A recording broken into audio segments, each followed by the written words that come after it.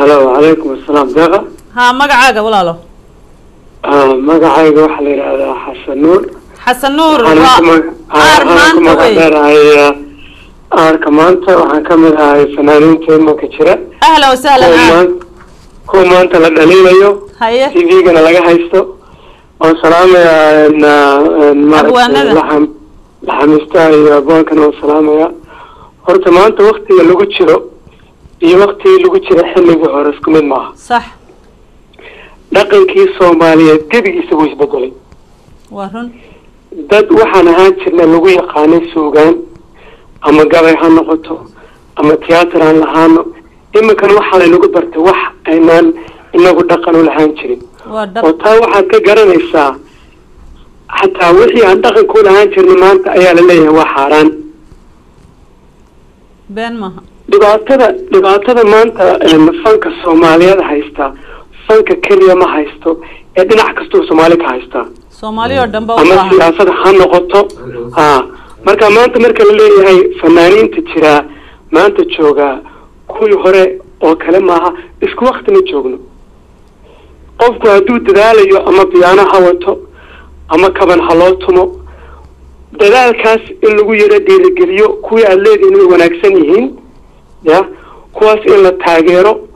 iyo kuwii kalena waxay ku wanaagsan yihiin in loo helaa wanaagsan mogtahay وصح وياه ما أنت وحنا اللي كداون يا تيف اللي هذا الصومالي channel أو تيف يد أقوى ناكسن سوغان بتكار ليسان تيف كان السوغان لقنا صوت دايو لكن كيني بس بدنا مركز وادب ما فهمتين صح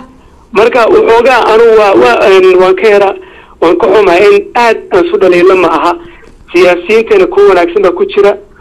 أنا سياسة تكون ناكسن بكتيرة مركا وين موقتها وحوجا على سطورة وناكسن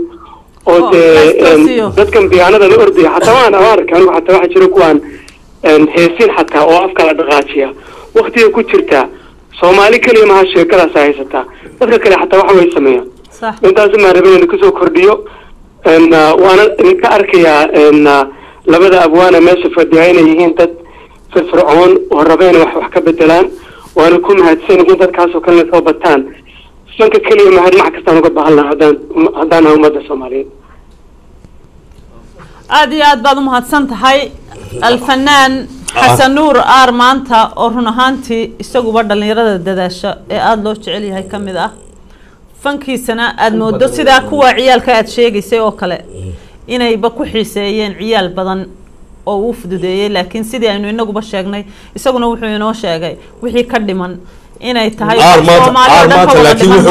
wuxuu sameeyay waana ku mahadsan yahay wuxuu tagay xudeedi buu yiri hees ii dub aan qaado xudeedi baa u duubay oo hees u sameeyay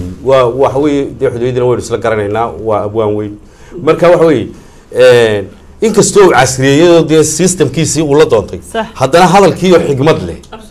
oo dee abwaankii ugu weynaa ugu daada weynaa Soomaali maanta oo ka soo baxay ayuu aarsameeyay waana u mahadnaqaya صح